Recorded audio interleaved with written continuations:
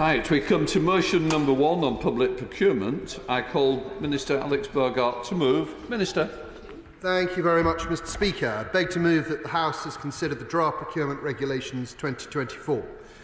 This statutory instrument represents a significant legislative step in implementing the Procurement Act 2023, which seizes the opportunity following Brexit to develop and implement a new public procurement regime for over £300 billion worth of public contracts. The new regime helps deliver the Prime Minister's promise to grow the economy by creating a simpler and more transparent system that will deliver better value for money, reducing costs for businesses and the public sector. These regulations bring to life and set out the practical detail necessary for the functioning of many of the Act's provisions. They address many of the points of practical detail that are more appropriately set out in regulations given their detailed nature or propensity to change and need updating from time to time. Many of the measures set out the detail required to be provided in notices required by the Act, which allow contracting authorities to conduct their public procurement in an open, transparent and informative manner. These include the particular contents of various notices that will be used to communicate opportunities and details about forthcoming, in-train and completed procurements.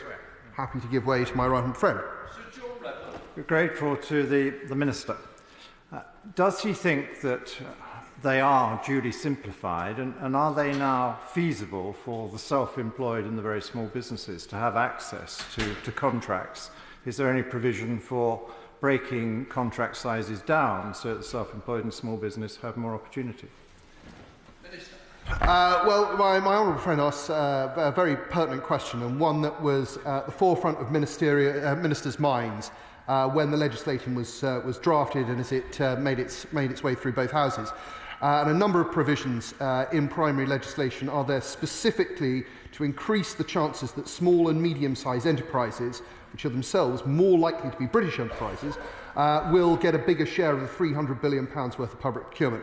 And that's everything from the online procurement system that we're building, which will increase transparency and allow greater notification of pipelines, which will help small and medium-sized enterprises prepare for those procurements, but also a reduced amount of red tape, which is going to take the burden off those small and medium-sized enterprises and reduce their barrier to entry. So we are very hopeful that a lot of local businesses in his constituency and in mine will benefit from this really landmark piece of post-Brexit legislation. Such contents, as I was describing, would typically include the contact details for the contracting authority, the contract subject matter, key timings for the procurement process, and various other basic information about a particular procurement that interested suppliers would need to know. These provisions also cover the practical measures that authorities must follow when publishing those notices, such as publishing on a central digital platform and handling situations in the event that the platform is unavailable. Beyond transparency, the instrument includes various other necessary provisions to supplement the Act that will be relevant in certain situations.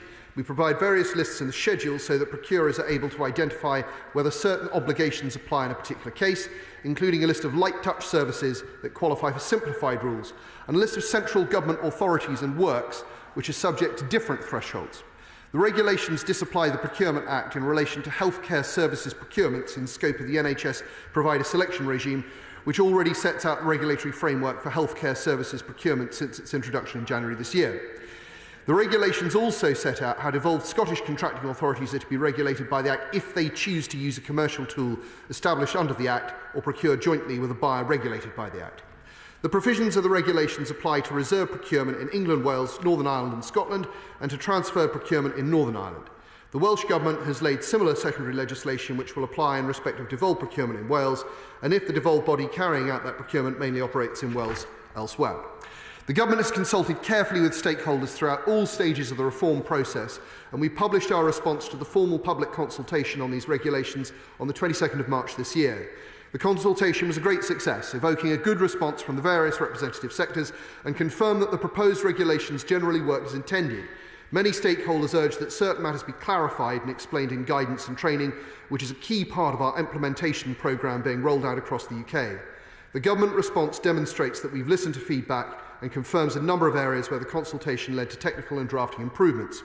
Contracting authorities and suppliers will need time once this instrument has been laid in order to fully adapt their systems and processes before go live. Hence, the Government has provided 6 months advance notice of go-live of the new regime before these regulations come into force, which will take place on the 28th of October this year. I would be delighted to give way to the honourable gentleman. Thank the Minister for giving way, at least to enable him to draw breath. But could I ask the straightforward question in this is, to what extent is this going to enable us, British industry and British services, to be able to compete on a level playing field where actually we prioritise our domestic producers like every other country in the world? Well, the honourable gentleman knows what's coming because he asked me this question a number of times during the passage of the bill. And the truth is that we're doing two main things. The first is that we are greatly simplifying our procurement processes, which will work to the advantage of particularly small and medium-sized enterprises, as he will have heard me say to my honourable friend a moment ago. But he must be cognizant of the fact that we have a number of international agreements, we have trade agreements with countries all over the world, in which we have agreed to compete with them on a level playing field. So the only way that we could give deliberately advantageous opportunities to British companies vis-à-vis those arrangements would be to break those trade deals. And I'm sure that that's not what he's proposing. I'll give him one more go, but time and a thin house. But can the Minister then explain, therefore, I presume that the United States is also a signatory to these same trade treaties, and yet they have the Buy America legislation, very strong, very effectively enforced, and they also, for example, on shipping, have the Jones Act that says that anything that's being shipped between ports in the United States has to be carried by American vessels. Those are they're working under the same treaty. Why can they do that? And for some reason, deep Treasury dogma, long-standing civil service prejudice against industry, maybe, why can't we do that?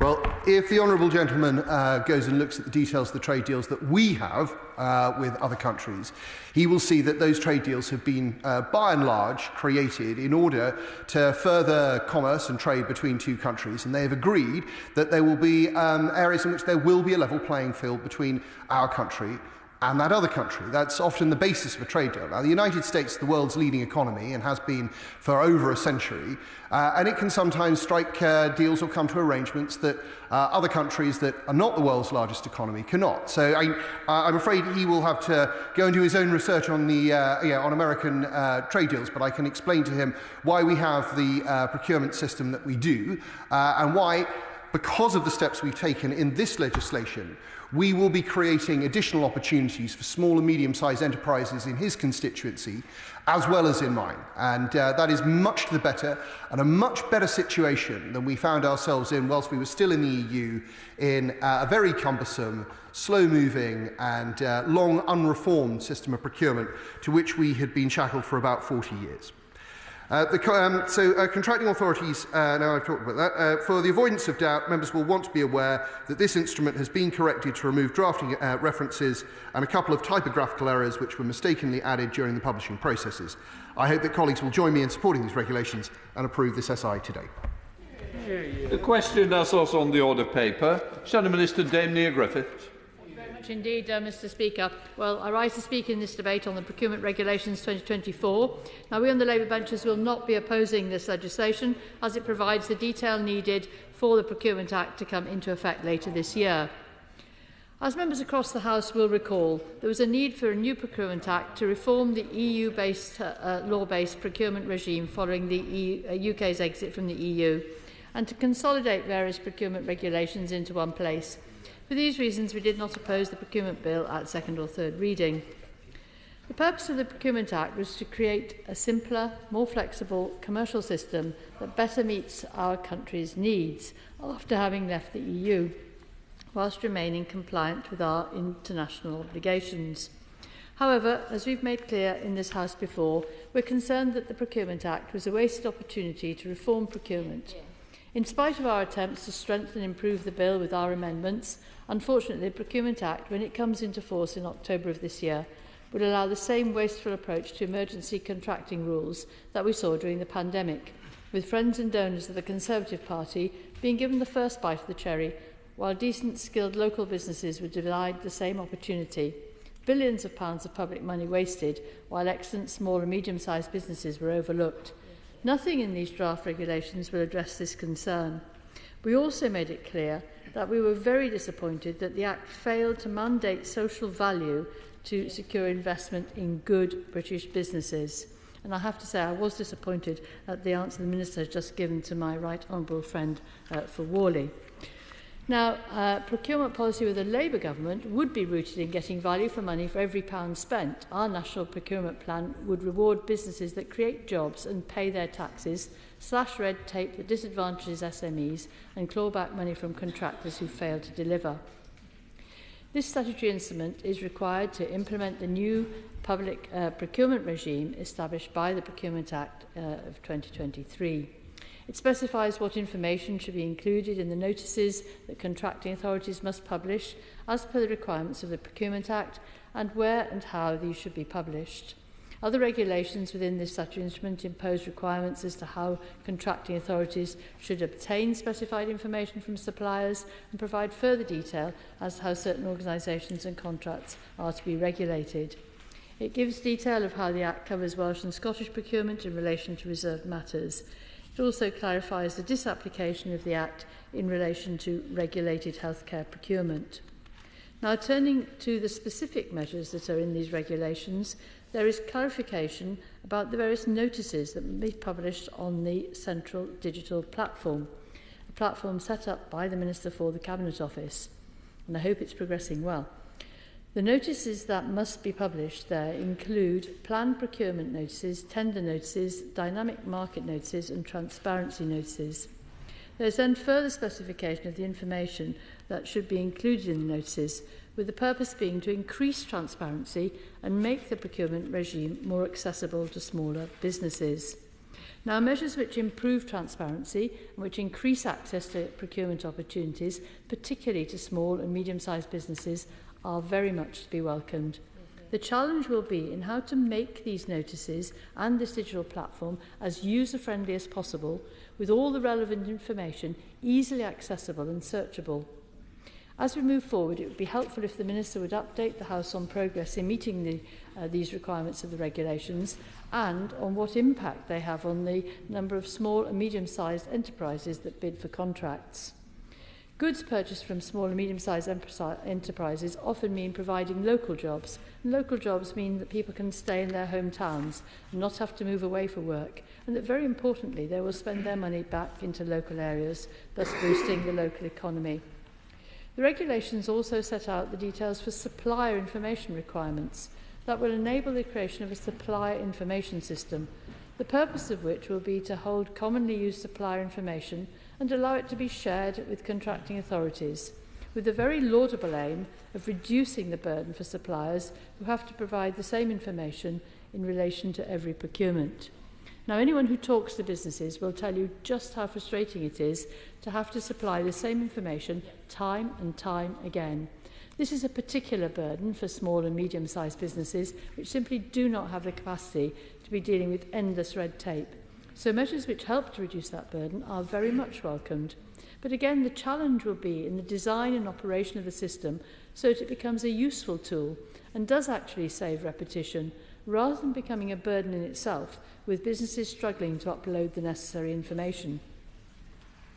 The regulations also specify a list of services which may form the subject matter of what are called light touch contracts, which means that they enjoy a less onerous regulatory regime, with the aim of encouraging organisations such as social enterprises and mutuals to bid for contracts for certain social, health and other person-orientated services.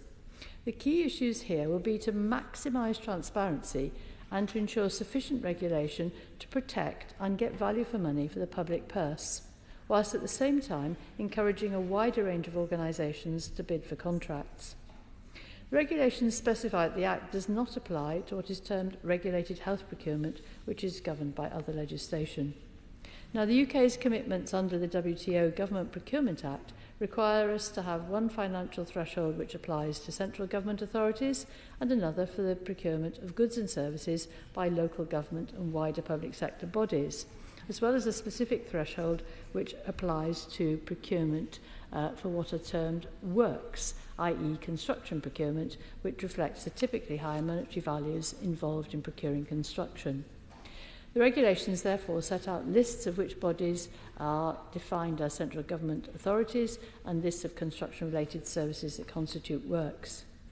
These regulations set out further requirements in respect of what happens at the awarding of contracts and thereafter, with Regulation 31 setting out what the assessment summary should contain, including an explanation as to why the particular scores were given against each criterion. There are some innovative measures, and we welcome measures which help to make the whole process more transparent. So Regulation 37 sets out the information required in a procurement termination notice, published when a contracting authority decides not to award a contract, and Regulation 40 sets out the details to be included in a contract change notice, including the grounds on which modification will be made. The regulations also change the frequency of reporting on the prompt payment of invoices by government bodies from 1 year to 6 months, and spell out requirements in respect of the contract performance notice, including the details required when used to report poor performance or a breach of contract. The explanatory notes clarify that these regulations do not include a statutory review clause, as they do not regulate an activity carried out by a business for the purposes of the business, but rather they place obligations on the public sector. However, Mr. Deputy Speaker, feedback and monitoring are crucial, both to ensure that we're getting value for the public purse and to ensure that the regulations are working effectively for business, including reducing the burdens on business and encouraging a wider range of businesses, particularly small and medium-sized enterprises, to bid for contracts. I note that the approach to monitoring this legislation will be through feedback from contracting authorities, suppliers, industry representatives and professionals. And as I've noted earlier in my remarks, what's important is not just the content of the regulations that we are debating, but the way in which the requirements are implemented. The smooth operation of the supplier information system and the ease of access of the digital platform where the notices of procurement opportunities will be posted are absolutely crucial.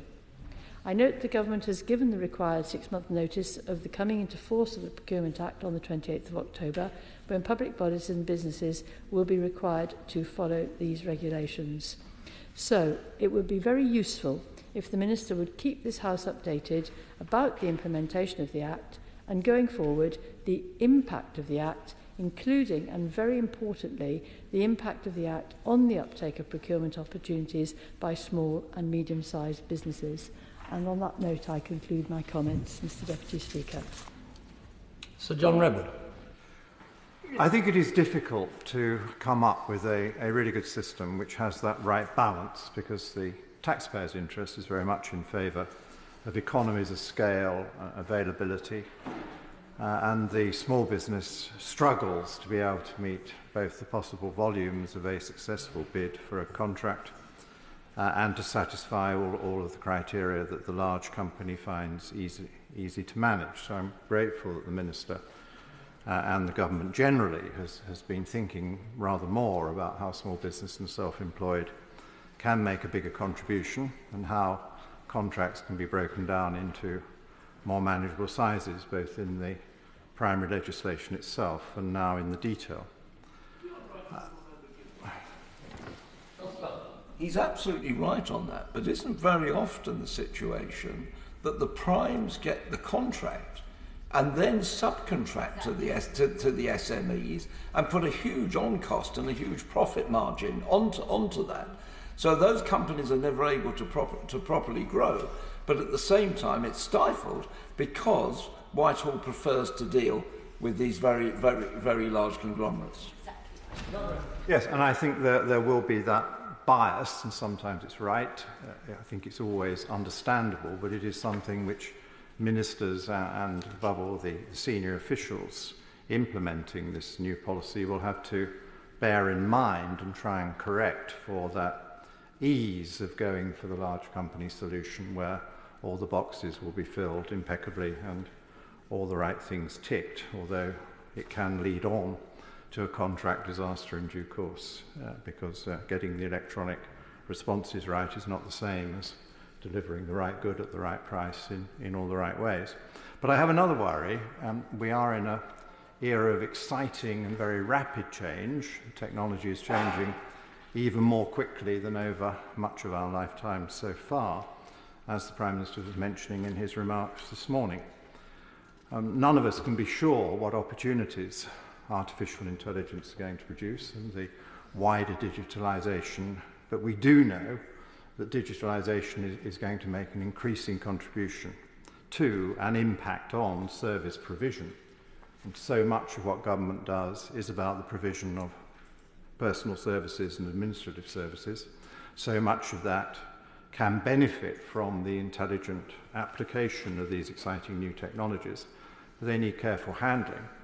And the big problem in public procurement is where the innovators are moving so quickly that the invitation to bid is about things that are out of date, because it's what the system has been used to handling and it's what they feel comfortable with. They can define the old products and the old services perfectly well because they have experience of them. Whereas maybe what is needed in certain cases is the innovative product or the innovative service. In my past, I remember innovating in industry, and then quite often you had to be willing to license a competitor of your own breakthrough to give people comfort that there was going to be some competitive check on the costs and on the availability.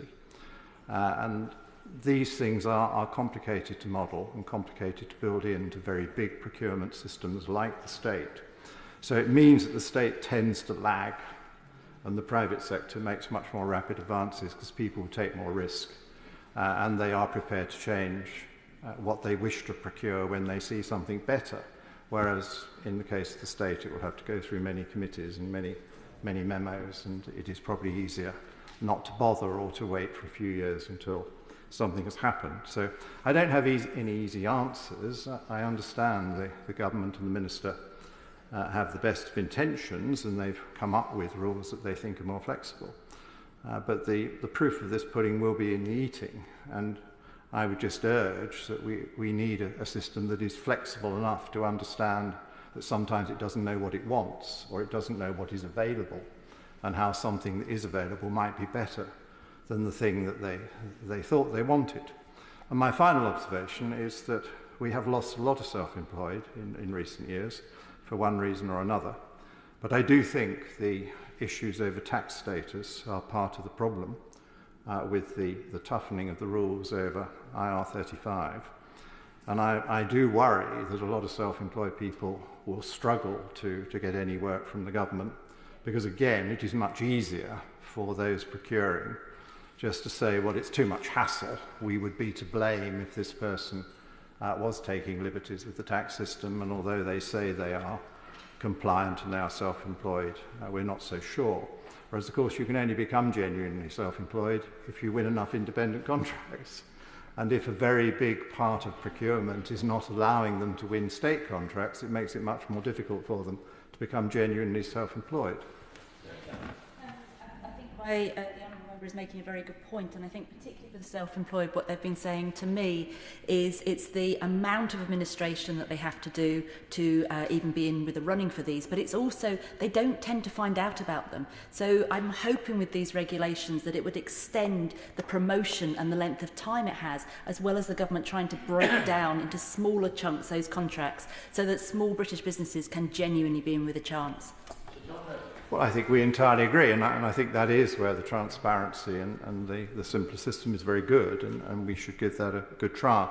But I'm then concerned about whether someone who is quite genuinely self-employed struggles to prove that they are self-employed sufficiently, and the state would want to take less risk on that. So I think, again, I would like the Minister to be putting a stronger case to the Treasury that maybe in order to have more successful self-employed people working for the state under contract, we do need to review how we enforce and police their tax status. SNP spokesperson, Dave Doogan. Thank you, Mr Deputy Speaker. The SNP will not be opposing the draft procurement regulations 2024. These regulations are, albeit in the context of a deeply unwelcome Brexit reality from Scotland's point of view, largely uncontentious and little more than one would expect under the framework already established by the Procurement Act 2023. But it is that framework which is to some extent unsatisfactory, not for what it gives effect to, so much as what it does not safeguard against. The Procurement Act fails to mandate sufficient tax transparency for large multinationals bidding for public contracts, a profoundly basic requirement for those seeking to profit from public expenditure to be transparent about their own tax position, and therefore a significant failure within the framework.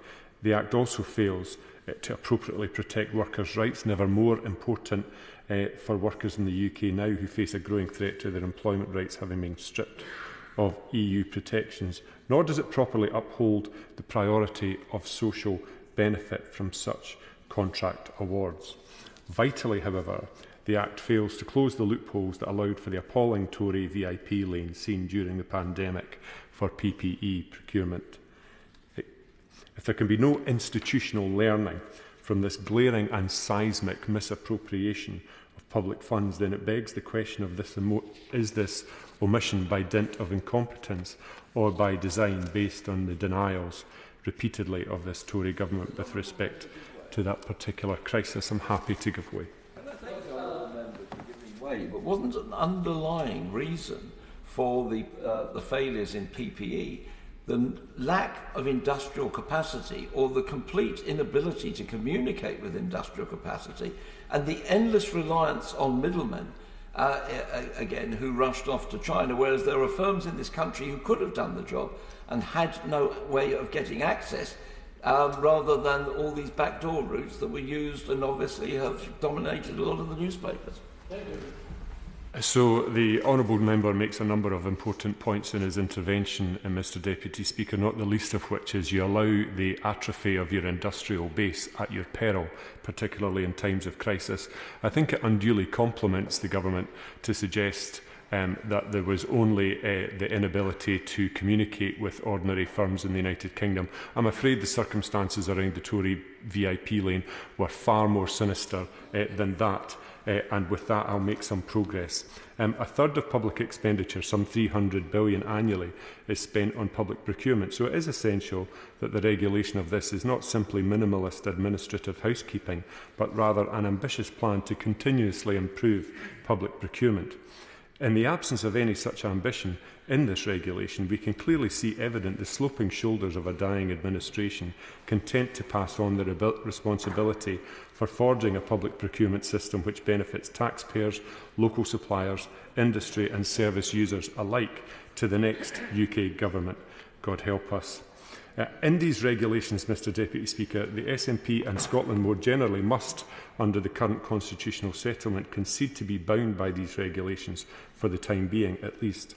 In so doing, however, we note that the Tory government promised in 2019 to get Brexit done, yet they are still fumbling around with fundamental and basic legislation 5 years later, trying to implement what was their pipe dream, but a bona fide nightmare for ordinary people across these islands. Mr Deputy Speaker, still further regulation will be required to give full effect to the Procurement Act 2023, but it seems unlikely it will be the same government standing there to advance it. John Spellar. Thank you, Mr Deputy Speaker. And if I could make a couple of observations before I get on to the main thrust of my argument. The first one is I regard this as a great missed opportunity. It's not the actual regulations themselves are not particularly exceptional. They are probably an improvement. But it doesn't deal with a whole number of core failures of public procurement in this country. We've just discussed the question of the COVID era. I had a firm in my constituency who produced safety apparel for the catering industry, knew exactly how to produce gowns and had skilled cutters and machinery. No way of getting through the bureaucracy, which of course had been also subcontracted out to Deloitte, who also got a massive cut out of this all, because it was a real failure to engage with industry, as the honourable member for Angus pointed out, the failure to maintain the industrial base. Although I would gently point out to my honourable friend that procurement from the Scottish administration has not always distinguished itself over recent years either. But equally, at the same time, when we're talking about SMEs, very rightly pointed out by the honourable member for Wokingham, that very often government procurement policy actually deliberately moves against that because they aggregate contracts, for example, for repairs and maintenance in defence, instead of them being done by local firms, are aggregated into one large contract which only the big national facilities companies are able to do. And of course they subcontract out the work, and we know, because we've just had a considerable number of reports about defence accommodation, how woeful their record is on delivery. And that is a further problem which I regret is not addressed in the document or in the Minister's rapidly delivered speech, and that is the question: there are no penalties for failure. We've had a letter recently from the Defence Secretary to the Defence Committee saying they cannot, under government procurement rules, take into account past performance in assessing a contract. So, Mr. Deputy Speaker, if you put work to a builder and he bodges the job, if he comes back and tenders and you're governed by government procurement and he's the lowest price, you have to take that, even though you know the history is that they can't do the job. Yeah. And we're seeing that very much in IT contracts, where firms fail time and time again. It's a shame that the Right Honourable Member for Warley is not present, because I'm sure he could talk at length on a company that is rightly his particular bête noire in this regard. There is a fundamental failure of philosophy at the heart of government, and this doesn't really address it. And that's why also I think this is a missed opportunity, because it is based on a philosophy and a theory that doesn't relate to the real world. I intervened on him to talk about trade deals, and he went on about the United States could strike particular deals. The core of international trading relations, and a lot of it that deals with public procurement, is mentioned in the document, are the WTO agreements. Now, I accept that there has been a deep fundamental failing within the WTO, which was to admit China to the organisation and then not to insist that China followed the rules of the organisation until basically it became too big to fail, too big to take on. I accept that there was that failure. But every other major industrial country looks after their own, and often very effectively. We had all this during the debates about the EU, and I used to have to say, both to Eurosceptics and to Euro enthusiasts, they were ascribing either our salvation or our problems to Brussels. And the problems were not fundamentally in Brussels, the problems were in Whitehall. Remember once saying to a senior civil servant, a good one by the way, in an argument on an issue related to this, that essentially if the British civil service fought the corner of Britain as hard as I see their French and German and Italian and other counterparts, then the British public would have been much more content with the EU. Fundamentally, they undermined it because they would not be actually good Europeans. They wouldn't behave like the rest of Europe. Look at an issue which I've raised regularly in this House, which is police vehicles. If you go to Berlin, if you go to Paris, you go to Rome, you look at the police vehicles. Apart from that, the Carabinieri do by Land Rovers. Every vehicle are made in those countries. Now, if it's free competition and there is a superior product at a better price, then surely one country or other should dominate. Not a bit of it. If you look at naval ships, we have this argument regularly here with the Fleet Solid Support ships, where the government insists on putting this out to international competition, and the bulk of this is going to be built in northern Spain. When France and Italy decided to procure similar vessels, very clear, it was going to be built in yards in France and Italy. When Germany... My honourable friend is making a very good speech, which I fully support him with, Mr Deputy Speaker. And I think one of the ways that Europe manages to support their own industries is by putting weighting on social value. So the very act of jobs for local people is something that they are grading and putting most highly. That's something we could be doing. It is, but and that's absolutely right, and the social weighting put in is insufficient here. But it's also, they send a very clear subliminal message to competitors with a sign up saying, just don't bother. And therefore, when Germany actually did procure a design from Holland for naval vessels, the prerequisite was they had to be built in German yards. And will you also add that there's a very strong national security argument for procuring all defence items in Britain and creating a more competitive market at home to have honesty on prices? That's exactly right. And indeed, one of the arguments was, for example, about buying steel mainly from Sweden, as I recall, I think possibly from France, but certainly from Sweden, was, oh, well, we don't produce that quality of steel here. Well, of course, if you don't provide the orders for that level of steel, then, of course, your plants will gradually not produce it, and you will also lose the skills. And so this has been a constant round. We saw this also with trains. And I remember when I was the Transport Minister that Alstom came along and they had taken over the Washwood Heath factory, and they were running it, and they said, look, our problem is when we go to corporate headquarters, what they will say to us is, if we want to sell trains in France, we've got to produce in France. If we want to sell trains in Germany, we've got to produce in Germany. Britain will buy from anyone. Where do you think the investment goes? And that's been a regular theme. And one of the problems we then have is, and we had this during the period of the Labour government, but I fear that it is probably still the same with this government. We have ministers saying, we've got to abide by these rules because otherwise we can't expect other people to. Join the real world, the world where people do fight their corner, the world where people battle for their corner. And the real deep irony of this is all of that failure to protect our industry, and that means protecting our industrial communities and protecting not just the livelihoods, but the life of those communities. We talk about left behind towns, and this is very much at the heart of this, but it's also happened to quite an extent in America, and it drives a populist feeling which people then decry, but have been instrumental in bringing it about.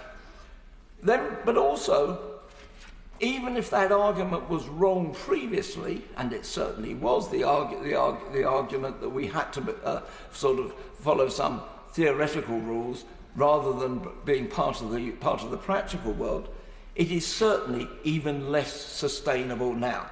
What the Ukraine conflict has shown is the need for industrial capacity. And when I say industrial capacity, I don't just mean a plant, I also mean trained personnel.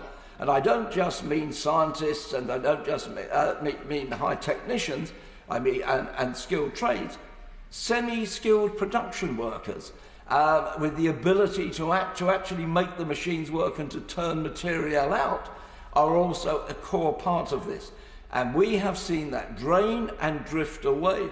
So when we are faced with an existential crisis, when Ukraine is fighting on the front line for freedom against an aggressive and assertive Russia, our ability, whether we will the money out of the Treasury or pass the money out of the Treasury, which is important, and I accept that, but actually to get the production ramped up becomes incredibly difficult because of the lack of skills throughout the economy. Because in the Second World War, I accept that some of the equipment was less technically advanced, but they were able quite quickly, and in America astonishingly quickly, to move civil capacity across and move it into war production. And while we often focused really on the whiz-bang stuff, the high-tech stuff, a lot of it is good machining, but that actually requires those abilities and that capacity. Now, when I'm arguing, therefore, for maintaining capacity in the UK, that does not mean that we should not cooperate with other countries, but we should do it on the basis of ensuring that our interests get dealt with as well, which in the long run will actually be mutually beneficial. Because if we are able to play our part, then we will have that greater industrial capacity. But what we cannot do is be the universal donor in this. We also have to have a degree of reciprocation and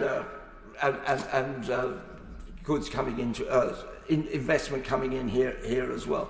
So what I'm fundamentally asking the Minister, and as I said, I accept that these changes are improvements, but they have still not broken this psychological grip inside the civil service that is not interested in industry, doesn't rate industry, and even in the face, firstly, of the Ukraine crisis, and secondly, in the world dividing up into blocks and trade blocks, they're still not facing up to that.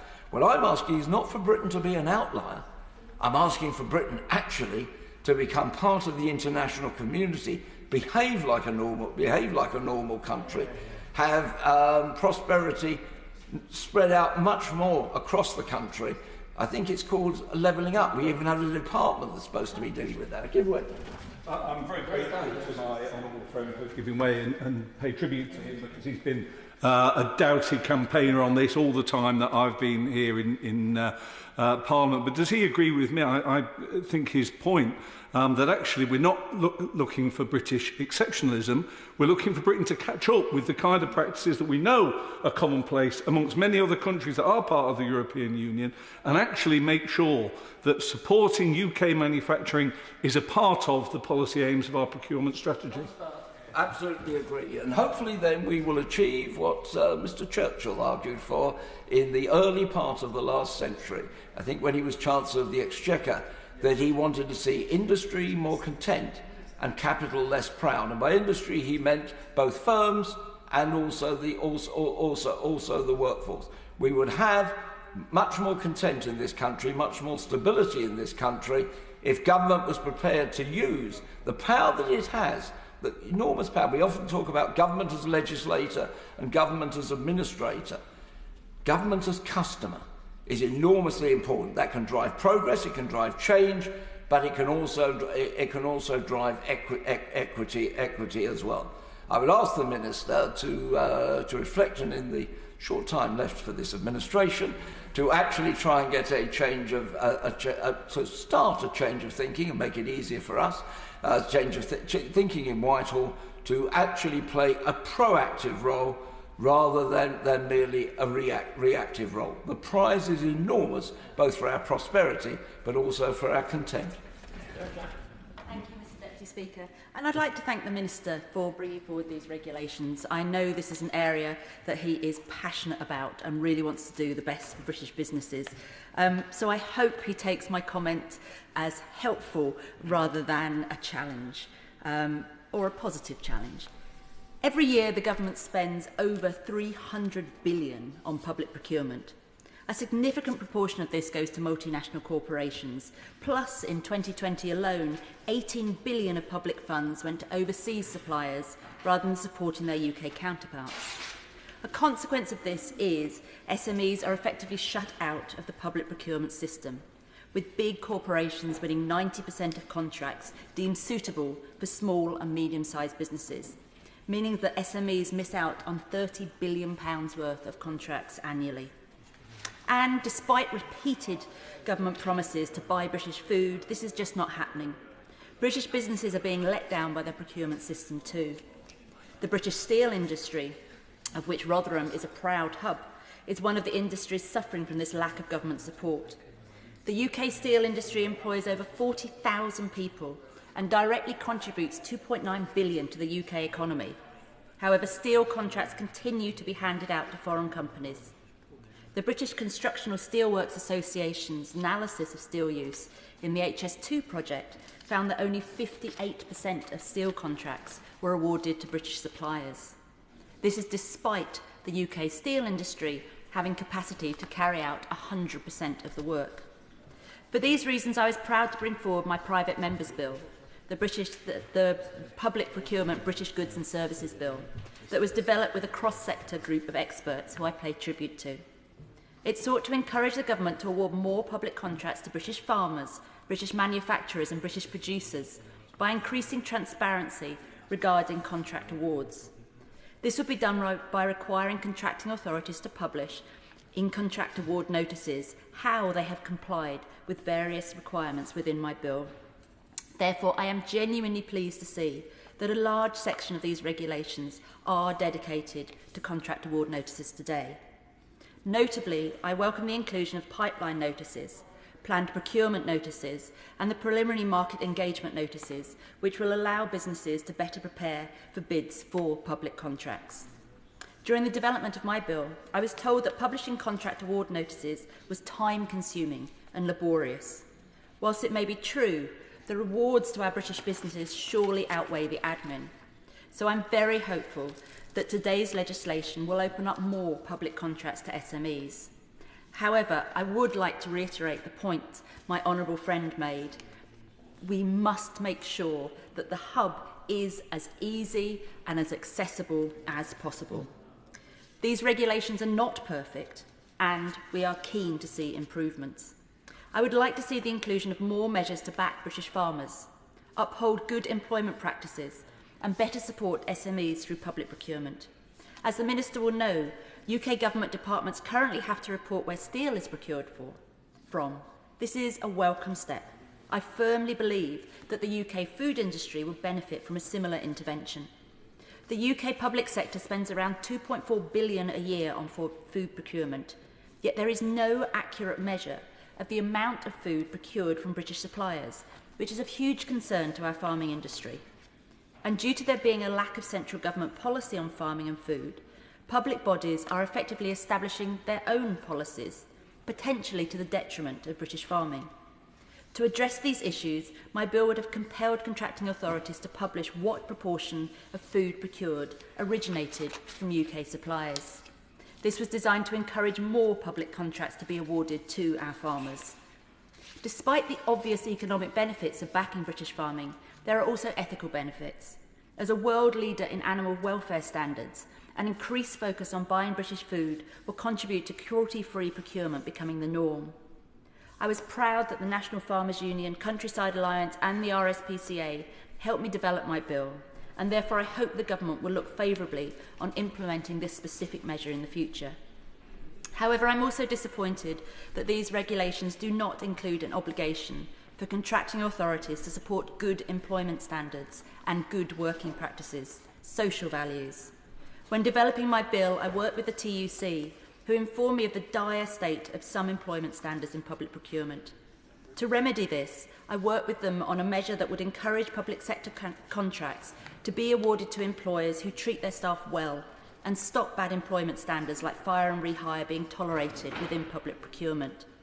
My bill would have required contracting authorities to consider how they might act to support good employment standards and working practices, and placed an obligation on them to include in a contract award notice how they have complied with this requirement.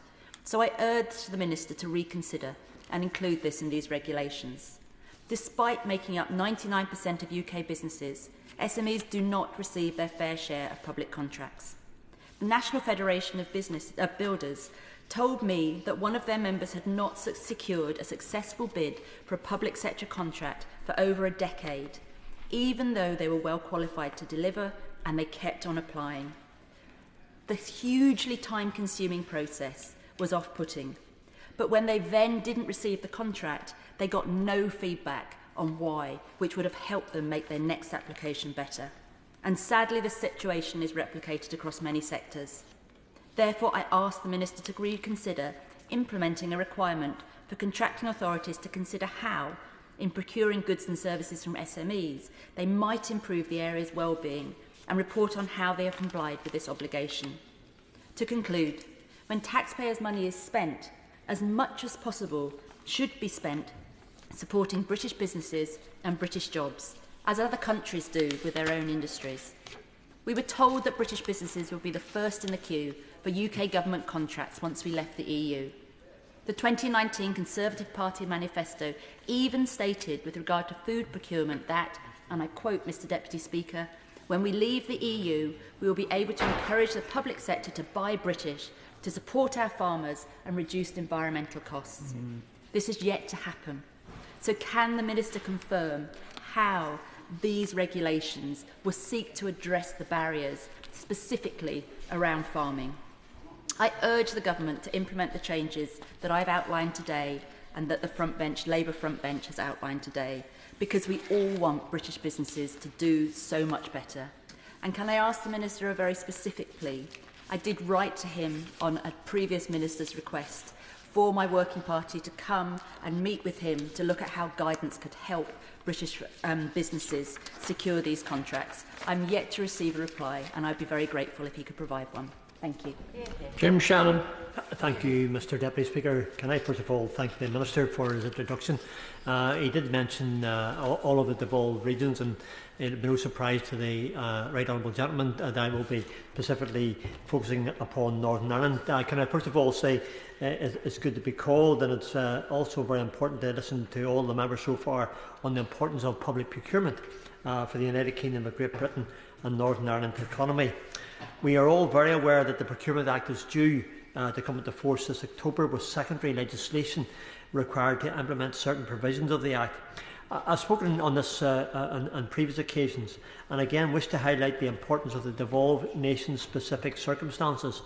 And whilst this bill does apply, it is important that we have just as much access for Northern Ireland and input into the United Kingdom's procurement process as possible for businesses in my constituency of Strangford. The Honourable Lady who spoke beforehand referred to small and medium businesses. We have such an abundance of them in my constituency of Strangford, and indeed across the whole of Northern Ireland. It's really important that the businesses in Strangford and Northern Ireland have that access. They are the backbone of business.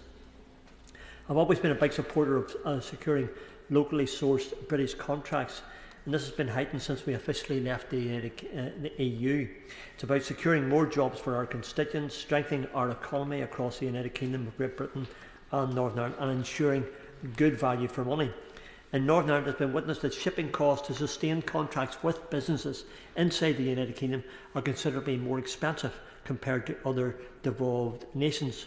So Northern Ireland is, it would seem, at a disadvantage, and perhaps the Minister can tell us what will be done to address that.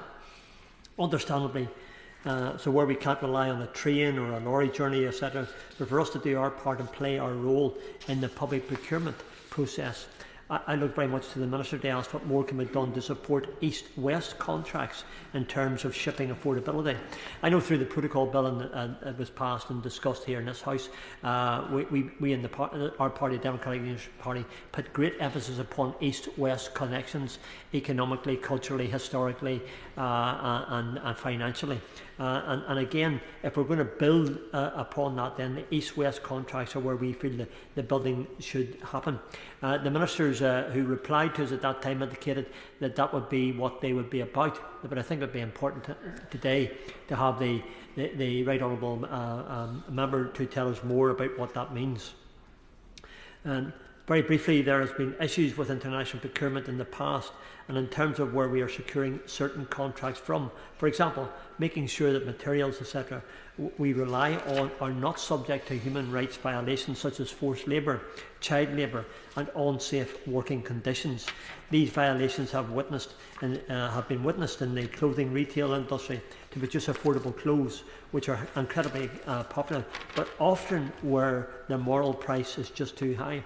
I declare an interest as a chair of the APPG in freedom of religious belief and human rights and persecution of religious minorities across the world are very, very important for me, and we need to make sure in this House, Mr Deputy Speaker, that we're not buying or acceding to the manufacture of affordable clothes which are when the price is just morally too high. There are so many opportunities for the United Kingdom to pave the way and be a front runner for supporting local domestic procurement contracts, and for so many different industries as well, such as health, defence, apparel, transport and much more. Northern Ireland does seem to be on a different level with the rest of the United Kingdom. The Minister indicated his wish to address that issue. I'm marvellously looking forward to what he's going to say when the time comes. And Northern Ireland does need the equality, it needs a level playing field. Clearly the opportunities for Northern Ireland, I conclude with this, Mr Deputy Speaker, clearly the opportunities for Northern Ireland must be the same as those for Scotland and Wales and all of this great England as well. It's no secret that in terms of shipping costs, we do face a greater expense already, so I would be grateful if the Minister would clarify what has been done to support Northern Ireland in relation to this. Mr Deputy Speaker, thank you so much. The Leader of the House, Alex Burghart. Leader of the House. Well, gosh, I'm by the Leader of the House. One day. Thank you very much, Sir Roger. It's been a pleasure to listen to honourable members and to hear how there's widespread support for the regulations that the government are bringing in today, and a widespread recognition that this is a great improvement on the regime that we have swept away, and what is one of the landmark pieces of legislation since our departure from the European Union. And we heard across the House support for having a procurement system which greater support small and medium-sized enterprises.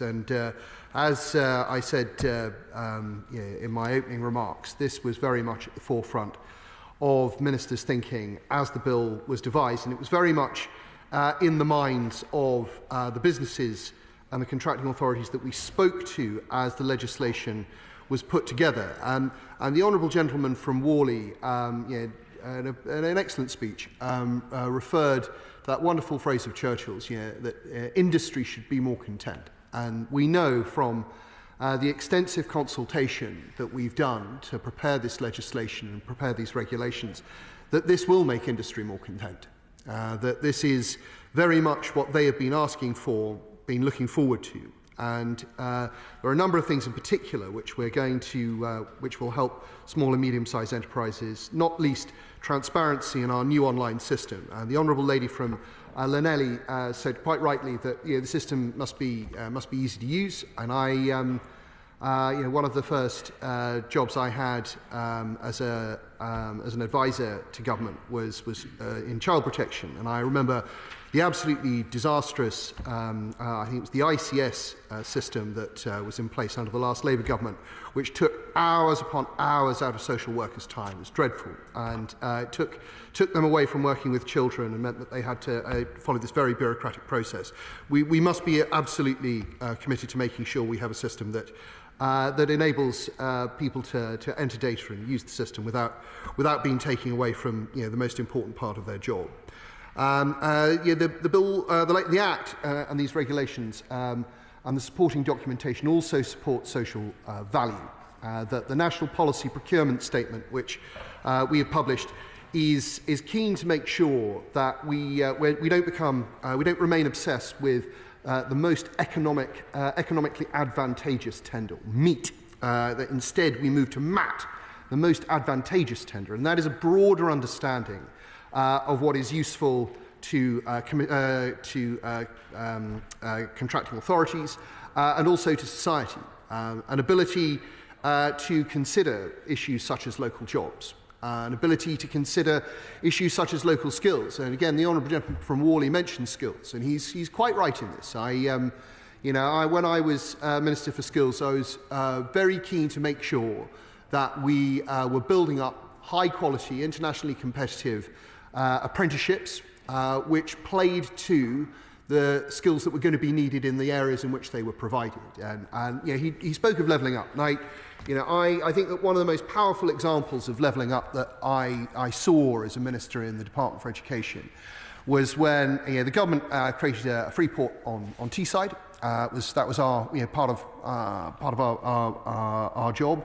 And the excellent Mayor of Teesside, Lord Houchin, worked with, wonderfully returned by his constituents. I'm very pleased to see.